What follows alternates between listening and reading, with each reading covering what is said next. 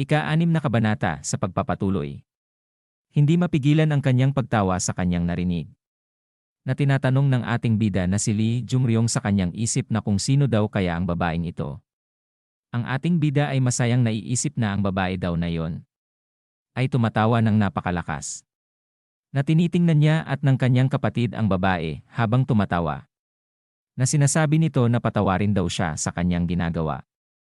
At nagulat ang ating bida na si Lee Jung-ryong nang makita niya ang marka ng nunal sa muka ng babae.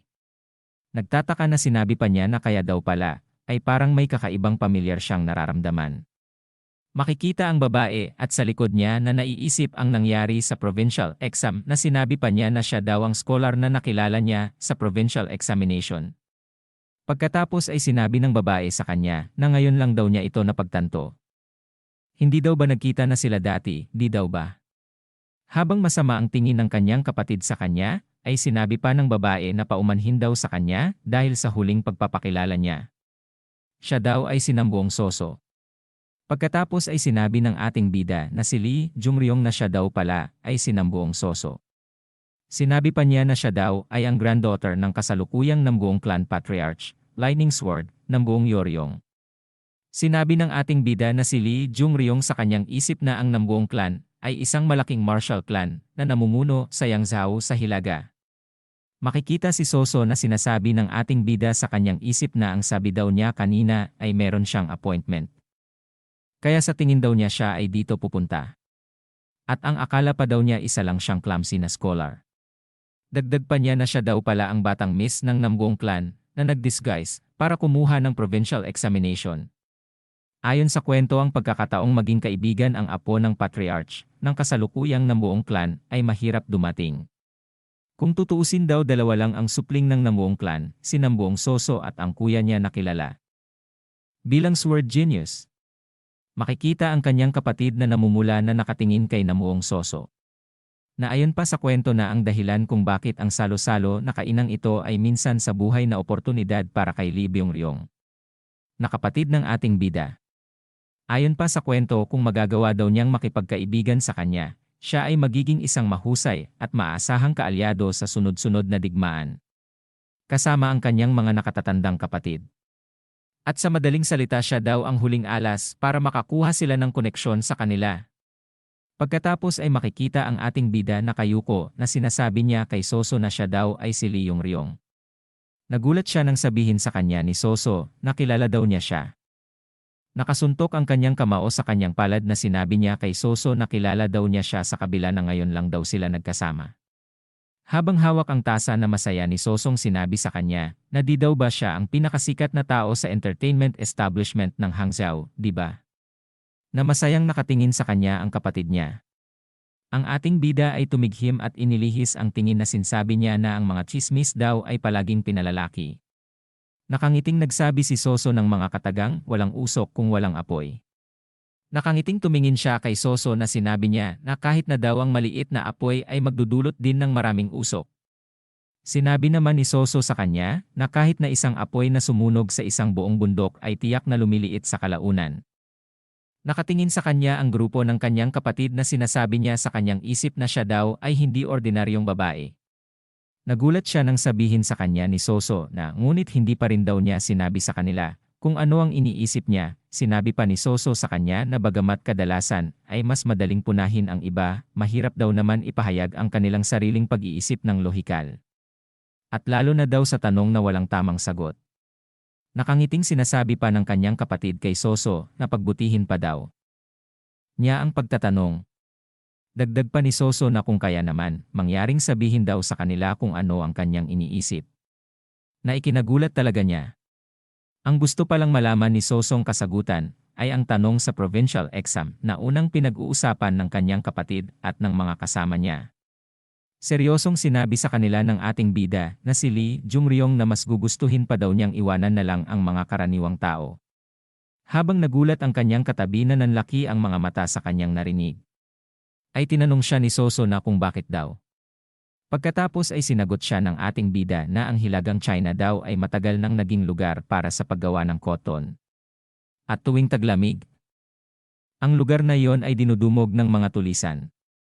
Kung hahayaan na lang daw nila sila. Tapos kapag natapos na ang panahon ng paghihigpit, natural na uuwi ang mga bandido na dating magsasaka.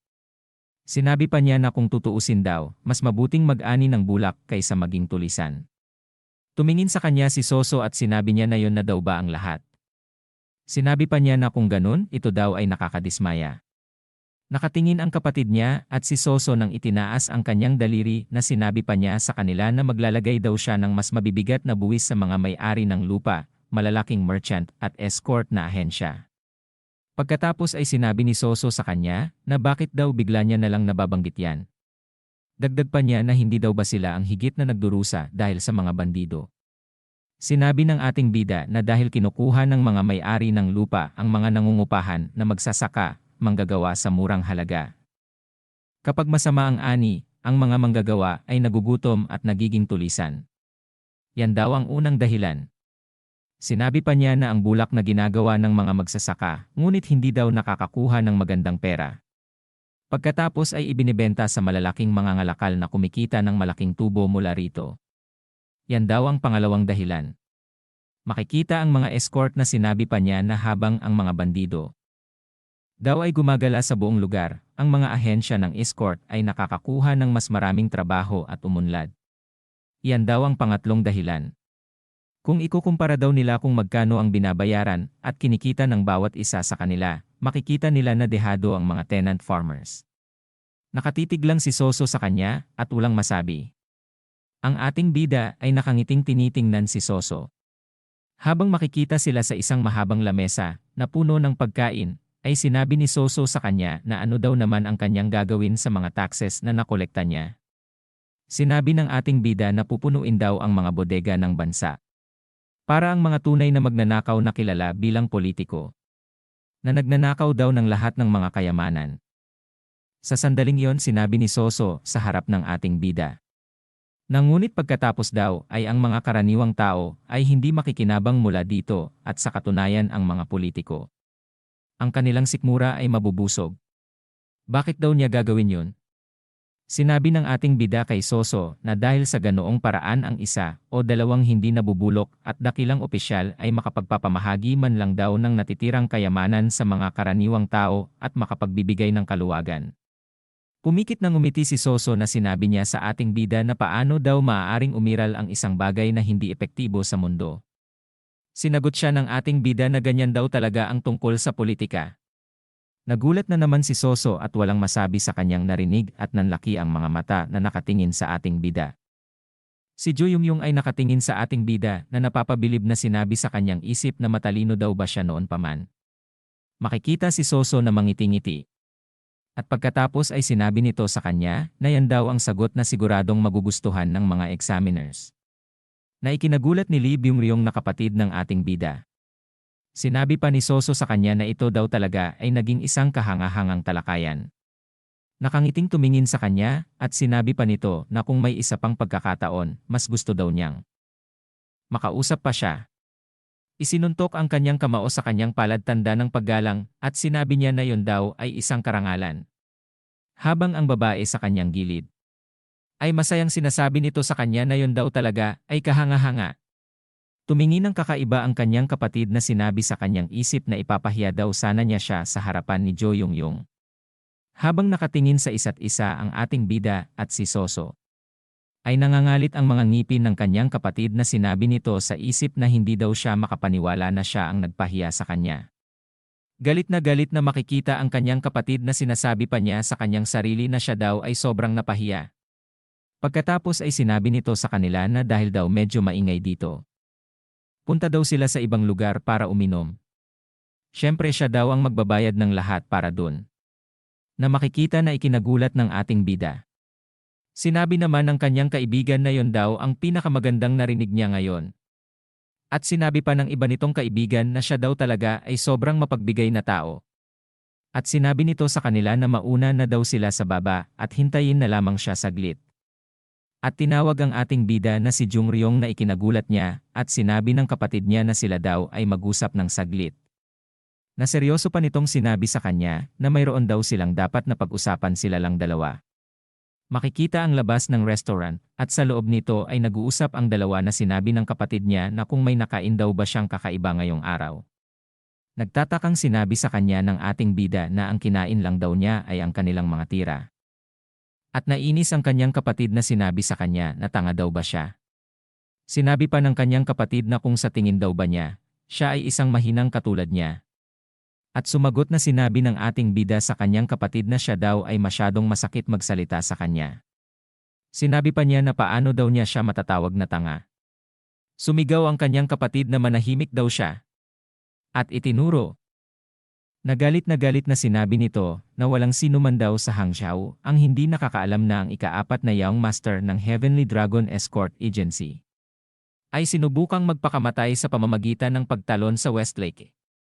Sinabi pa nito sa kanya na dapat daw siyang umupo na lamang ng tahimik sa bahay, ngunit siya daw ay nagdudulot ng kahihiyan sa kanilang pamilya sa pamamagitan ng paggawa ng ganito. Sinabi niya na ang nakatatandang kapatid daw nila ang nagdala sa kanya sa labas. Kakaibang muka ang makikita sa kanyang kapatid na sinabi niya na Big Brother.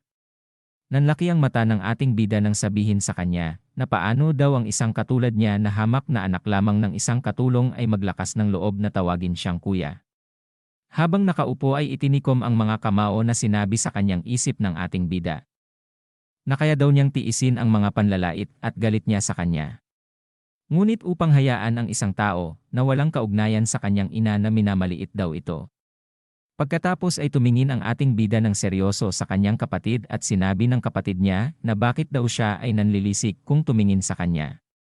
Sinabi pa nito sa kanya na habang naghahanda ng kanyang mga kamao na patigasin daw niya mabuti ang kanyang mga ngipin. At sinabi sa kanyang isip ng ating bida na hindi daw niya yan tatanggapin basta-basta. At sinabi niya sa kanyang kapatid na kung bubugbugin daw ba niya siya ngayon. Tumingin sa kanya ito at sinabi na kung natatakot na daw ba siya. Sinabi pa ng ating bida na may isang bagay daw na alam ng lahat ng taga Hangzhou, ngunit hindi daw niya alam. Sinabi sa kanya na ano daw yon. Nakangiting sinabi ng ating bida na siya daw ay isang anak ng Kerida. Naiinis ang kanyang kapatid sa kanyang narinig at nagapoy sa galit at mabilis na susuntukin na sinasabi na tarantado daw siya. Mapapatay daw niya siya. Nagulat ang ating bida na malapit na sa kanya ang kamao na sinasabi niya sa kanyang isip na ito daw ay ang Heavenly Dragon Escort Agency's exclusive martial art, Exploding Dragon Fist. Sinabi pa niya na siya daw ay mamamatay kapag tinamaan ng suntok niya. At dito na po nagtatapos ang ika-6 na kabanata.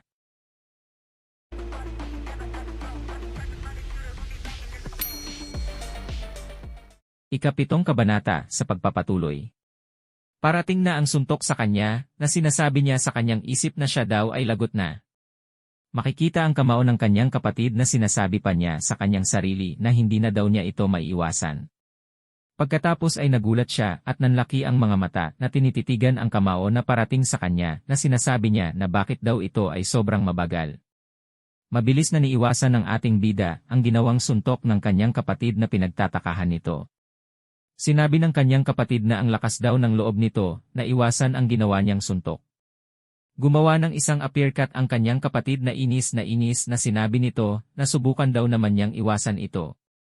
Habang iniiwasan ng ating bida, ay sinabi nito na siya daw talaga ay sobrang bagal. Patuloy sa pagsuntok ang kanyang kapatid na sinasabi na magpatama daw siya kahit isa man lang nagago siya. Habang iniiwasan ang mga suntok ay sinasabi sa kanyang isip ng ating bida na paano daw siya magpapatama kung siya ay napakabagal. Nangangalit ang ngipin na naghahanda na naman na sumuntok ang kanyang kapatid habang madaling naiwasan ng ating bida na sinasabi niya na bagaman hindi daw niya sure kung mabagal ba siya o mabilis lang daw ba siya. Sinabi pa niya sa kanyang isip na ito daw ay mabuti.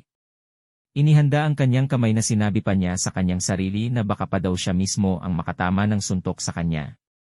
Magsasalubungan sila at mabilis papalapit sa kanyang kapatid ang palad niya. Na ikinagulat nito. Sinasabi pa ng ating bida na kahit ano daw, basta gagawa daw siya ng atake. Ang palad niya ay tumama sa muka ng kanyang kapatid na makikita ang dugo nito. Pagkatapos ay napanganga ang ating bida. Habang hawak ng kanyang kapatid ang kanyang muka na dumadaing ng sakit. Na sinabi ng ating bida na napalakas daw ba ang kanyang ginawa. Nakatingin sa kanya ang kapatid niya na nainis. Na sinabi ng ating bida na pasensya na daw kanyang kapatid. Okay lang daw ba siya? Napabulong na sinabi nito sa kanya. Nalintis ka. At mabilis na sumunggab sa kanya na lumiliwanag ang mata papunta sa kanya na ikinagulat ng ating bida. Na sinasabi nito sa kanyang isip na ang gagawin daw ng kanyang kapatid ay isang grappling technique. Habang tinitingnan niya ang mga kamay ng kanyang kapatid ay sinabi nito sa kanyang isip na ang bagal pa rin daw niya hanggang ngayon. Pero napakaraming atake daw ang ginawa nito. Iniiwasan niya ang mga atake ng kanyang kapatid na sinasabi pa niya sa kanyang isip na kung hahayaan na lamang daw ba niyang magpatama sa kanyang kapatid. At nahawakan siya sa kuhilyo. At nakapagdesisyon na kung ano ang gagawin. Na sinasabi sa kanyang sarili na mas mabuting tumama daw ito sa kanya para hindi na ito mawalan ng kontrol. Habang umuurong siya ay may napansin ito. At nakita ang fried beans na napaupo siya. At kinuha ang fried beans at hinagis sa kanyang kapatid. Habang hawak pa rin siya sa kuhilyo na tinitingnan ito. At biglang nadulas ang kanyang kapatid sa mga fried beans na kanyang naapakan. At mabilis na bumagsak ang kanyang kapatid na malakas na sumisigaw. Ang mga babae na naghihintay sa labas ay nagtataka nang marinig nila ang malakas na pagbagsak at pagsigaw sa loob ng restaurant. Tumingin si Soso sa restaurant at sinabi nito na meron daw na sumisigaw sa itaas ng restaurant. At sumagot ang babae na nasa kanyang katabi na narinig din daw niya iyon. Pagkatapos ay sinabi ng kaibigan ng kanyang kapatid na kung may binubugbog daw ba si Byung-ryung. Sumagot ang isa na sino daw kaya ang malas na taong iyon. Na makikita ang kanyang alalay na si Yang Sam na nag-aalala. At sinabi sa kanyang isip na sigurado daw siya na ang kanyang Yang Master daw iyon. At gaano na daw kaya siya nabugbog? Habang tinitingnan ng ating bida ang kanyang kapatid ay sinabi niya na yari daw siya. Na ang kanyang kapatid ay nakahiga sa sahig na dumadaing ng sakit. Sinabi ng ating bida na hindi daw niya inaasahan na ganito ang mangyayari. At pagkatapos ay tiningnan ang kanyang mga palad na sinabi niya. Na nakita daw niya ang mga pag-atake ni Byung-ryung na halos malinaw na isang first-rate martial master. Nakatingin pa din sa mga kamay niya na sinabi pa niya na paano daw ito naging posible. Na si Lee Jung-ryung daw na may-ari ng kanyang katawan ay siguradong walang alam sa martial arts. Nagtataka pa din ang ating bida na nakaupo na ang kanyang kapatid sa kanyang harapan. Nagigil na gigil sa kanya na sinasabi nito sa kanya na tarantado daw siya. Hindi daw niya siya mapapatawad. Sinabi niya na saglit lang daw kanyang kapatid. At biglang dumating ang mga babae. Na nagulat sa kanilang nakita. Na sinasabi ng kanyang kapatid na siyang daw ay isang hamak na tanga. Nasa ibabaw niya ang kanyang kapatid na sinasabi pa sa kanya na paano daw ang isang tangang tulad niya ay matatalo siya. Na pinapanood ng mga babae. Galit na galit pang sinabi ng kanyang kapatid na tingnan daw nila at kumilos siya ng matalino sa kanya ngayon. Sinapak sa pisngi at sinabi pa sa kanya na patay na daw siya ngayon. Mabilis na inawat ni Soso na sinabi niya na Sir Byung-ryung. Ano daw sa tingin niya ang ginagawa niya? Na ikinagulat nito. Habang hawak pa din sa kuhilyo ay sinabi ni Byung-ryung kay Soso na ito daw ay hindi sa tulad ng nakikita niya. Sinabi pa niya ng kapatid niya na si Jung-ryung daw. At hindi na ituloy ang sinsabi. Dahil sinabi sa kanya ni Soso na sinabi daw sa kanya na ito ay isang magandang pagtitipon, kaya nagpasya siyang pumunta, ngunit sa totoo lang, nabigo ako.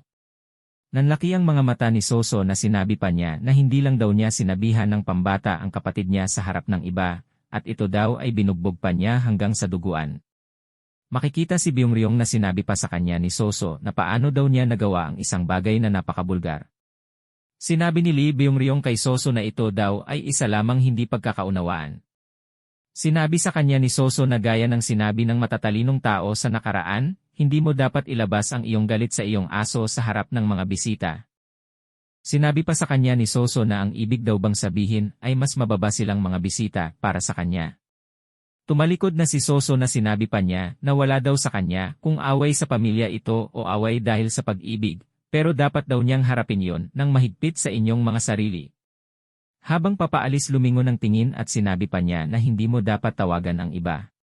Na baka abala sa ibang bagay para pumunta dito at masaksihan ang hindi magandang pag-ugali. Nakaluhod ang kanyang kapatid na sinabi sa kanya ni Soso sila daw ay aalis na. Sinabi sa kanila ni Byung-ryung na saglit lang daw. Lay din ang buong Soso. Nasinigaw pa niya na pakinggan daw niya ang sasabihin niya. Habang nakahiga ang ating bida, ay nakatingin ito sa itaas at nakahinga ng malalim. Na sinabi sa kanyang isip na buti na lang daw, siya na sana ang nasa pwesto niya ngayon. Mabilis na tumatakbo pa itaas ang kanyang lingkod na si Jiang Sam na tinatawag ang kanyang young master. Hinawakan niya ang ating bida at sinabi nito na gaano daw ba siya binugbog nito. Nagulat ang kanyang lingkod nang mabilis na umupo mula sa pagkahiga ang ating bida na sinabi na okay lamang daw siya. At tinanong niya si Jiang Sam na kanyang lingkod na mabilis na tumugon ito na bakit daw. Tinanong na sinabi ng ating bida na siya daw ba ay natuto ng martial arts. Nakatingin sa kanyang mga palad ang ating bida na sinabi ni Jiang Sam sa kanya na ito daw ay higit na natutunan niya ang mga ito sa kalagitnaan at huminto.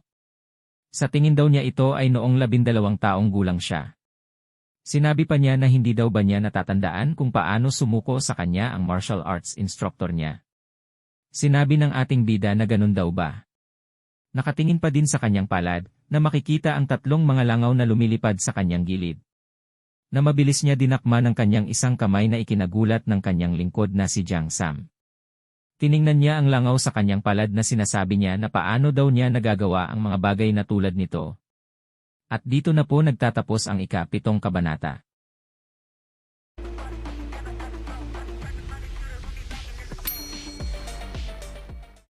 Ika-8 kabanata sa pagpapatuloy. Gabi na at makikita ang restaurant ay puno ng ilaw. At sa loob nito ay si Jiang Sam na kanyang lingkod ay tinitingnan ang mga langaw na kanyang pinatay na nasa kanyang mga palad. Habang nakatingin sa ating bida ay sinabi nito na ano daw ang nangyayari sa mundo. Sinabi pa nito sa ating bida na kung siya daw ba ay natuto ng flycatcher art kamakailan lang. Pagkatapos ito ay tumawa. Habang tiningnan niya ito ay sinabi sa kanyang isip na bakit daw ito ay nagsasalita ng sobrang bagal. Nagulat siya ng kanyang maisip na kung ang panahon daw ba ay bumagal sa pagtakbo. Makikita ang kanyang mata na nagulat at sinabi pa niya na paano daw nangyari ang hindi pangkaraniwang bagay na ito. Makikita ang ating bida ay sumisigaw na ikinabahala ng kanyang lingkod na si Jiang Sam na sinasambit na young master.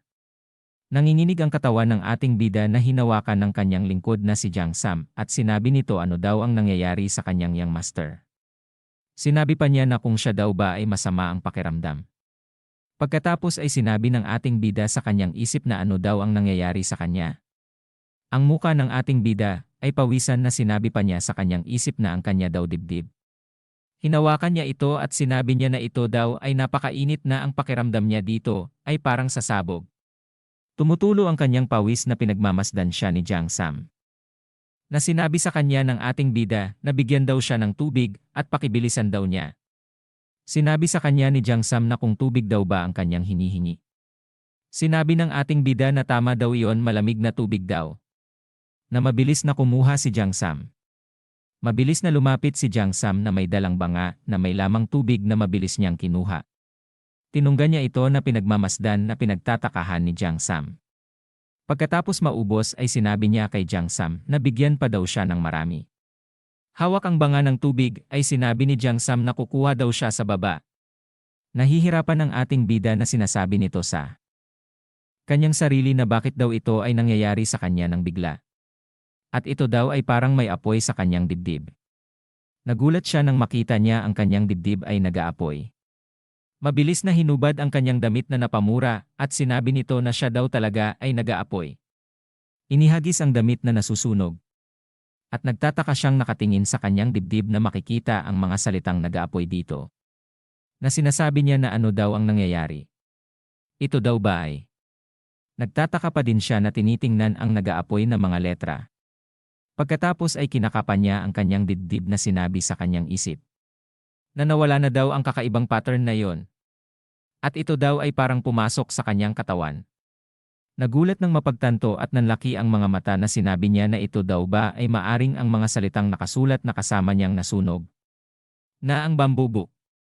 Hawak ang kanyang katawan na sinabi pa niya sa kanyang isip na sigurado daw siya doon.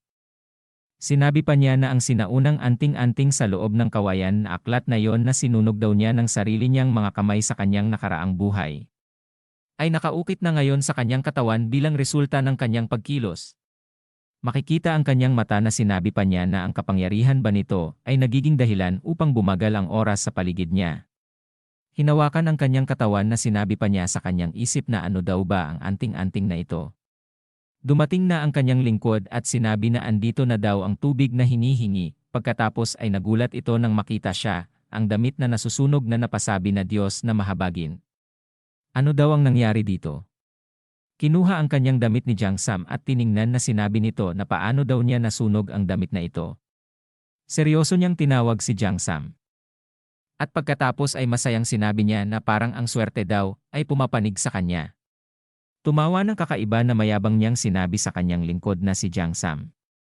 Na sinasabi niya na ang mga tao daw na ang pagkakaroon ng magandang mata ay nangangahulugan na ang kalahati ng labanan ay mananalo. Iniisip daw niya na ganun daw kaganda ang kanyang mga mata. Sinabi sa kanya ng kanyang lingkod na ang ulo daw ba niya ay tinamaan. Inabot ang kanyang damit ng kanyang lingkod na sinabi nito sa kanya na maiba naman daw sila. Kung naalala pa daw ba niya na bukas ay ang ika-15, tama daw ba? Na tumingin ng seryoso ang ating bida. Hawak ang damit na sinabi niya ano daw naman ngayon. Sinabi sa kanya ng kanyang lingkod na may hapunan para sa lahat ng mga young masters sa Escort King Residence tuwing ika-15 ng bawat buwan, hindi ba? Ibinuka ang kanyang damit na nasunog na sinabi pa ni Jiang Sam sa kanya na nagkataon daw na bumalik ang unang young master mula sa kanyang escort mission kahapon. Ilang sandali na rin mula nang magtipon ang Escort King at lahat ng 4 na Young Masters. Sinabi ng ating bida na ganun daw ba? Pagkatapos maisip ang sinabi ng kanyang lingkod ay nagulat ito na sinabi na kumakain daw sila ng hapunan, kasama ang ama bawat buwan sa Escort King Residence. Sinabi sa kanya ni Jiang Sam na bakit parang nagulat daw siya. Nanlaki ang kanyang mata na nakatitig kay Jiang Sam na sinasabi nito na kung ito daw ba ay isang tradisyon na naipasa sa mga henerasyon.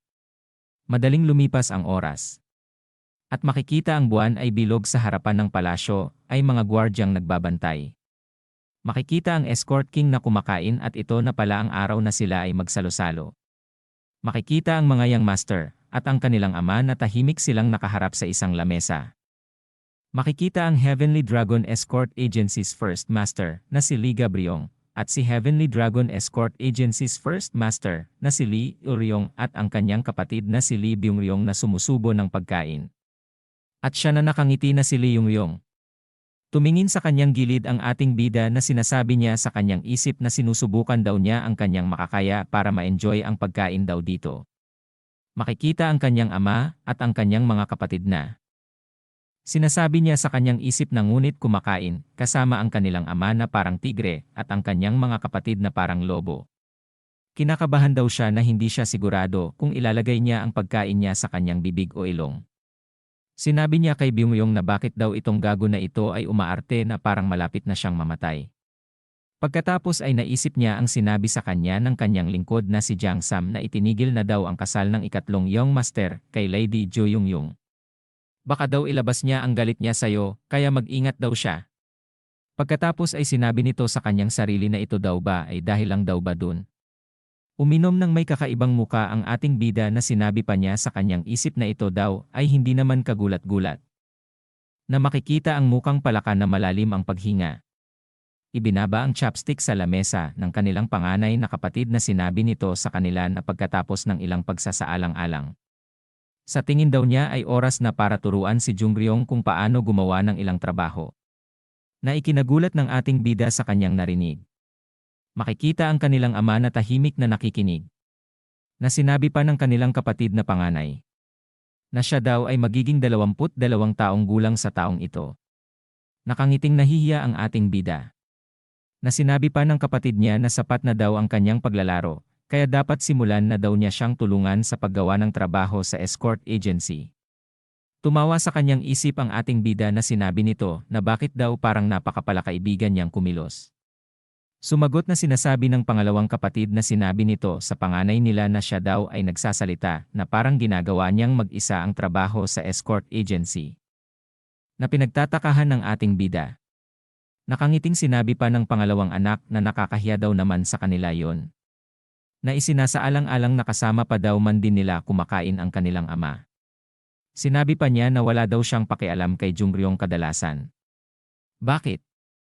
Bigla daw siya nag-alala sa kanya. Sinagot siya na sinabi sa kanya ng panganay na kapatid na narinig daw niya na may malaking nangyari kay Junryong. Sinabi pa niya na pakiramdam daw niya masyado na siyang naging pabaya sa kanya. Bilang panganay na kapatid kaya naman gusto daw niya siyang bigyang pansin mula ngayon. Sumagot ang pangalawang anak na sinabi nito na actually naisipan din daw na turuan siya.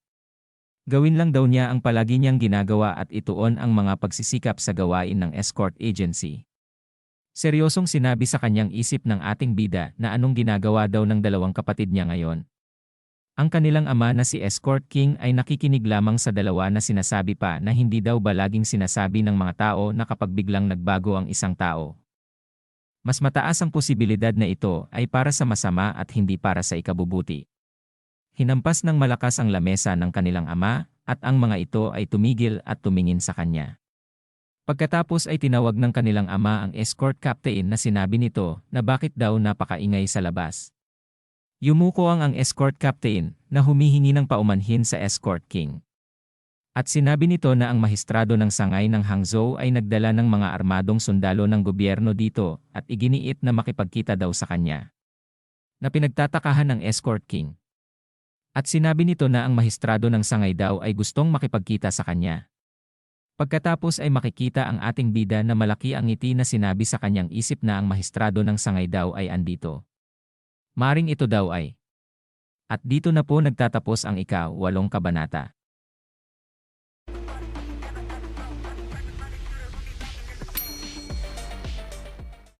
Ika-9 na kabanata sa pagpapatuloy. Ang nakaraan tinawag ng escort king ang escort captain na sinabi nito na bakit daw sobrang ingay sa labas. Yumuko ang escort captain na humingi ng paumanhin sa escort king na sinabi nito na ang mahistrado daw ng sangay ng Hangzhou ay nagdala ng mga armadong sundalo ng gobyerno dito. At iginiit na makipagkita daw sa kanya. Na pinagtatakahan ng escort king. At sinabi nito na ang mahistrado daw ng sangay ay gustong makipagkita sa kanya, bakit daw kaya? Kakaibang ngiti at hinampas ng kamao ang lamesa ni Byung-ryong na sinabi nito na ang mahistrado daw ng sangay ay andito. Maari daw kaya na. Pagkatapos ay sinabi sa kanya ng panganay na kapatid na ano daw ang nangyayari sa kanya. Siya daw ba ay gumawa na naman ng gulo? Sinagot siya ni Byung-ryong na hindi daw yon. Nagkaroon daw talaga ng provincial examination ilang araw ang nakalipas sa Hangzhou Government Branch. Tinanong ng pangalawang kapatid ito. At sinabi na ano naman ang tungkol doon. Sinagot siya ni Byung-ryong na ang listahan daw ng mga matagumpay na naipasa ito ay naipost na sa lahat ng mga lugar. Itinaas ang 3 daliri niya na sinabi pa na ngunit ang mga opisyal ng gobyerno ay dapat daw nabisitahin ang 3 pinakamahusay na pagsusulit at ibigay sa kanila ang kanilang mga resulta ng personal. Ipinagmamalaki niyang itinuro ang kanyang sarili na sinabi nito na para daw sa kanilang kaalaman, siya daw ay kumuha ng provincial examination sa pagkakataong ito. Pagkatapos ay seryosong tumingin sa ating bida na sinabi nito sa kanyang isip na tumatawa na paano daw yan ngayon Lee Junryong. Na lahat ng yabang daw niya sa Baekseon Restaurant. Pero siya daw yung nakapasa sa exam na makikita ang ating bida na malalim sa pag-iisip. Nakahawak sa baba na sinasabi sa isip na kahit na daw ang mga opisyal ng gobyerno ay nagbibigay ng pinakamahusay na mga pagsusulit sa kanilang mga resulta ng personal. Normally, ang mahistrado ay hindi nakikisali dito. Masaya si Byung-ryong na sinasabi ng kanilang panganay na kapatid na at saka bakit daw niya gustong makipagkita sa kanilang ama. Mayabang na sinabi sa kanila ni Byung-ryong na ito ay dahil ang mahistrado ay nais na gumawa ng isang magandang impresyon sa kanya. Tutal, 7 sa 10 opisyal ng gobyerno sa sangay ng gobyerno ng Hangzhou ang nasa kamay ni ama. Napatakip ng bibig si Byung-ryong nang sabihin sa kanya ng escort king na siya daw ay masyadong madaldal. Tumayo na ang mga ito na sinabi sa kanila na siya daw ay lalabas lang at makikipagkita sa mahistrado. Makikita na sila ay lumabas at ang paa ng kabayo. Nagulat ang ating bida nang makita niya na sobrang daming sundalo sa likod ng mahistrado na sinabi niya na ano daw ang nangyayari dito. Nagkaharap na ang escort king na pinapalibutan ng mga sundalo. Ang mahistrado ay bumaba sa kanyang kabayo at gumalang sa escort king na sinabi nito na matagal-tagal na daw silang hindi nagkita. Nakangiting sinabi pa nito na kung naging maayos lang daw ba siya. Ito pala ay si Hangzhou Government Magistrate na si Wang Intak. Gumalang din si Escort King na sinabi nito na matagal-tagal din daw din silang hindi nagkita, sir. Pagkatapos ay seryosong sinabi sa kanya ni Escort King na ngunit na gusto daw niyang malaman kung ano ang sinadya niya dito na halos malalim na ang gabi. Tumawa ang magistrate na sinagot ang tanong ng Escort King na dapat daw ba na hindi na lang siya pumunta dito. Sinabi ng Escort King sa kanya na lagi daw silang tinatanggap ang kanyang presensya. Ngunit sila daw ay nabigla ng kaunti. Dahil naglaan siya ng oras sa kanyang abalang schedule upang pumunta dito nang walang anumang abiso. Kakaibang ngiti ni Byung-yong sa likod ng Escort King na sinasabi na sinabi na daw niya ito sa kanya kanina, siya daw ay gustong makita siya. Tama daw ba, sinabi sa Escort King ng magistrate na ito daw ay hindi lamang pagkakaunawaan. Sinabi pa niya na habang totoo na gusto daw niyang batiin siya, ito daw ay dahil lang sa may sinadya lang talaga siya daw dito. Nakangiting. Sinabi pa niya na sa katunayan, ayon sa iniutos ng batas ng bansa. Nandito daw siya para ipakita ang pagsusulit sa probinsya. Nakangiting pagmamalaki ng kapatid niyang mukhang palaka. Samantalang ang ating bida ay seryosong lang nakatingin. Na sinasabi nila sa isip na alam nila na sila daw ang ipinunta ng mahistrado. Pagkatapos ay tumatawa ng kakaiba ang mukhang palaka nilang kapatid. Dahilan ng pagkuha ng atensyon ng kanilang ama at mga kapatid nito. Na sinasabi sa kanilang isip na kung nagtagumpay daw ba talaga si Byung-yong sa provincial examination. At higit pa daw doon, bilang isa sa 3 pinakamahusay sa pagsusulit. Napatikom ng mga kamao ang mukhang palakang si Byung-yong. Na nakangiting sinasabi sa isip na sa wakas ay dumating na daw ang pagkakataong makilala siya ng kanilang ama. Na makikita ang mukhang palaka na si Byung-yong. Na sinabi sa mahistrado ng Escort King na kanino daw niya ipapakita ang mga resulta. At sinabi sa kanya ng mahistrado na siyempre, sa kanyang anak daw. Sinabi sa kanya ng Escort King na ang ibig daw ba niyang sabihin. At sumagot ang mahistrado na tama, yun daw ay totoo. Sinabi pa ng mahistrado sa Escort King na tulad daw ng alam na niya, nagkaroon daw ng provincial examination na ginanap sa sangay ng gobyerno ng Hangzhou 3 araw na ang nakalipas. Sinabi pa ng mahistrado na ang isa daw sa kanyang mga anak na lalaki ay mahusay na gumawa ng sanaysay doon, kaya siya daw ay narito upang ipaalam sa kanya ang kanyang mga resulta ayon sa pamamaraan. Na makikita ang Escort King at ang kanyang mga kapatid na sobrang saya talaga ng mukhang palaka na si Byung-yong. Na sinabi pa sa kanila ng mahistrado na kadalasan, ito ay ginagawa daw ng assistant prefect kasama ang mga sundalo, ngunit dahil kilalang kilala na kita, pumunta daw siya ng personal upang ipakita ang kanyang paggalang.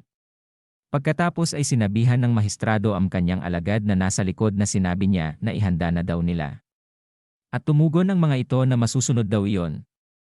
Sa harapan ng pamilya ng ating bida ay naglatag ng puting tela. At inilagay ang maliit na lamesa. At ang mahistrado ay nagsaling ng alak sa baso. At makikita ang mukhang palaka na si Byung-yong na naglalakad habang tumitighim na sinasabi sa kanyang isip na ito na daw iyon. Lumuhod sa harapan ng lamesa na sinabi pa niya sa kanyang isip na ngayong daw na nakapasa na siya sa provincial examination. At kakaibang saya ang makikita sa mukhang palaka na si Byung-yong na sinabi pa niya sa kanyang isip na siguradong marami pa siyang ikwekwento sa kanilang bahay.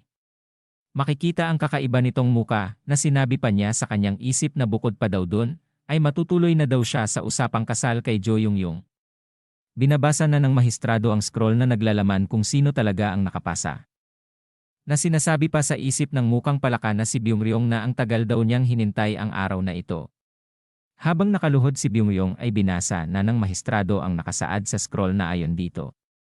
Ang taong top scholar na nakapasa noong huling provincial examination na may pambihirang resulta. At sinabi na ang pangalan na nakapasa at ito ay si Lee Jong-sons na ika-4 na anak na si Lee Jung-ryong, ang makakakuha daw ng Imperial Edict. Habang kakaibang muka na humaba pa ang ilong na sinabi pa niya na yes.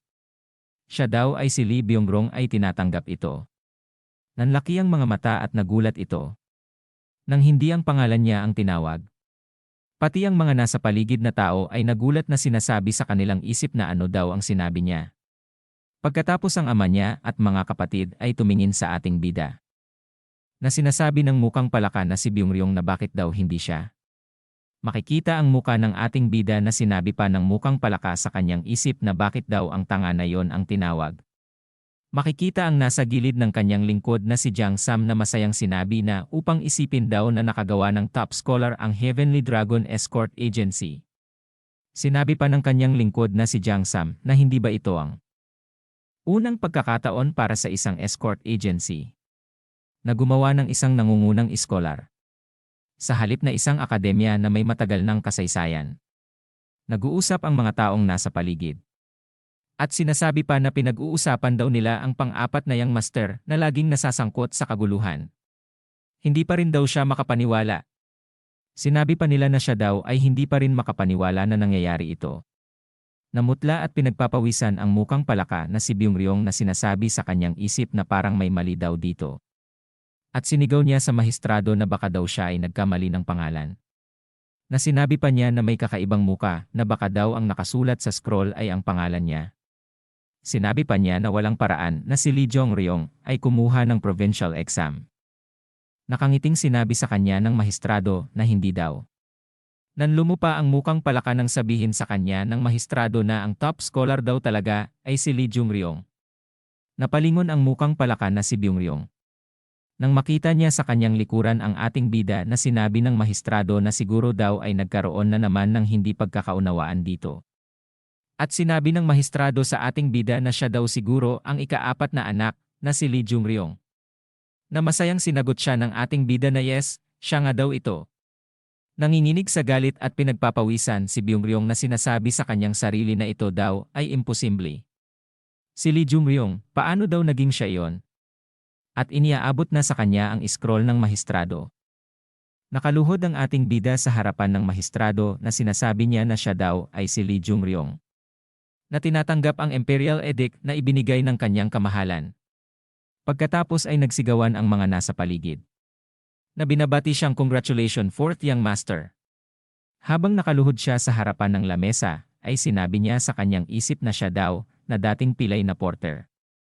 Ngayon daw ay muling nagkatawang tao at nakakuha ng bagong pagkakataon. Kung gusto ko, pwede akong maging escort warrior. Makikita ang kanyang kapatid na mukhang palaka na halos lumabas na ang kaluluwa. At ang kanyang lingkod na si Jiang Sam na masaya. Na sinasabi pa ng ating bida na kahit na daw ang isang government official ay makakaya niya. Makikita siya na masaya hawak ang scroll na sinasabi pa niya sa kanyang isip na masayang masaya daw siya. Na gusto niyang pumunta sa isang lugar para lang isigaw hanggang ang kanyang baga daw ay lumabas. Pagkatapos ay masayang sinabi sa kanya ng mahistrado na siya daw ay dapat na pumunta para mag-report sa Hangzhou Government Branch sa ika-20 ng buwan na ito. At siya daw ay makakatanggap ng isang plaki bilang patunay ng kanyang tagumpay, 50 rolyo ng sutla at isang travel pass. At biglang nagulat ang mahistrado nang makita niya ang escort king na nag-aapoy sa galit. At sinabi ng mahistrado na ano daw ang problema. Masamang tingin ang ibinigay nito sa mahistrado at sinabi niya na gusto daw niya siyang makausap ng saglit. At dito na po nagtatapos ang ika-9 na kabanata.